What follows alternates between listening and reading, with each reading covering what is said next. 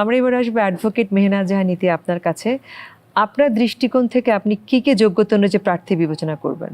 দেশের দায়িত্ব নেওয়া এটা একটা অনেক বড় একটা দায়িত্ব, এবং এখানে হচ্ছে আবেগ দিয়ে কাজ হবে না। এটা হচ্ছে যুক্তি এবং শিক্ষার মাধ্যমে আপনি কিভাবে একটা সমাজকে, একটা রাষ্ট্রকে পরিবর্তন করতে পারবেন, এই বিষয়গুলোকে লক্ষ্য রেখে একজন প্রার্থীকে নির্বাচন করা উচিত।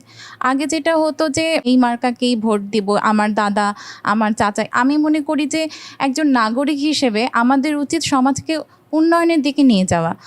তো আমি চাই যে ব্যক্তি কি করতে পারবে আমাদের জন্য, আমার সমাজের জন্য কি করতে পারবে, এবং তার আসলে ওই ধরনের মন মানসিকতা আছে কি না, নাকি শুধু তিনি ভোট নেওয়ার জন্য আমাদেরকে বলছে কিন্তু জেতার পরে আর সে করবে না। নির্বাচনে আসার আগে তার আগের জীবনে সে কিভাবে মানুষের সাথে মিশেছে এবং সমাজের জন্য সে কতটুকু কন্ট্রিবিউট করছে, এই সবগুলো বিষয় আমি নজরে রাখবো। এছাড়া সে জনগণের মনে কতটুকু জায়গা করতে পারছে, এবং সে কি হচ্ছে জবাবদিহিতামূলক রাজনীতিতে বিশ্বাসী কিনা, এবং সে হচ্ছে জনগণের কথা শোনার মতো তার কাছে মানে সময় থাকবে কিনা, তার আগ্রহ থাকবে কিনা, এই বিষয়গুলো নিয়ে আমি অবশ্যই একজন প্রার্থীকে বিচার করব। ভোটের আগে যেটা আপনি তার কাছ থেকে আশা করেছেন, আপনার আশা প্রত্যাশা যদি মিল না হয় তখন আপনি কি করবেন? আমি চাই যে এই সরকার এমন একটা ব্যবস্থা তৈরি করুক, সে যেন তার ওই অঞ্চলের মানুষের কাছে এসে জবাব দেয় যে আপনারা যা যা আমার কাছে চেয়েছিলেন, বা আমি আপনাদেরকে যে প্রতিশ্রুতি দিয়েছি, আমি কি সেগুলো পালন করতে পেরেছি।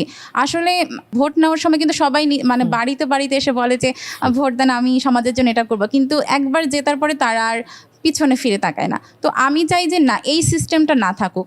আমি চাই যে সরকার এমন ধরনের একটা সিস্টেম তৈরি করুক যেখানে আপনি হয়তো বছরের কোনো একটা মাসে বা আপনি কিছু একটা সময় পরে আপনি সেই অঞ্চলে যাবে, এবং ইস্তেহারে যে আপনি লিখেছিলেন যে আপনি কি করবেন, কি করবেন না, তো এই বিষয়গুলো কতটুকু জনগণ বুঝতে পেরেছে বা জনগণ আসলে পেয়েছে কিনা, এরভাবে যদি সবাইকে জবাবদিহিতার মধ্যে আনা যায়, তো আমি মনে করি যে সবাই এখানে জবাব দিতে বাধ্য থাকবে, এবং সবার মধ্যে একটা টেনশন কাজ করবে যে না, আমি যেহেতু এসেছি আমাকে কিছু একটা করতে হবে।